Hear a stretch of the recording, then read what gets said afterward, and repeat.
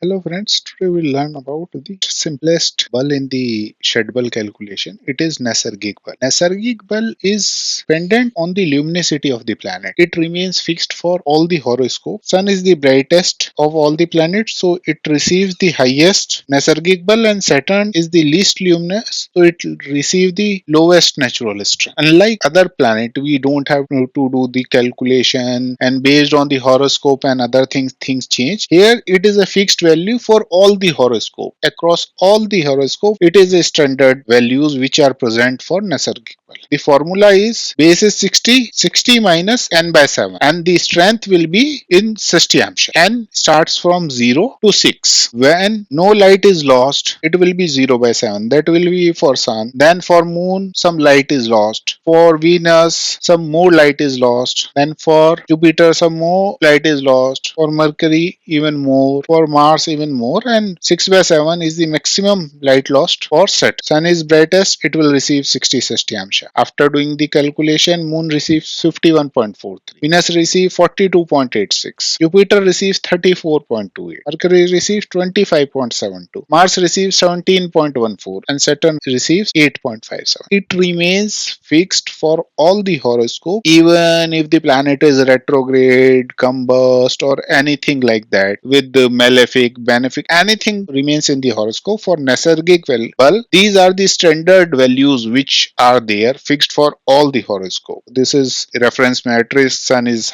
brightest and Saturn is least brightest, and after doing the calculations, these are the final values for all the horoscope.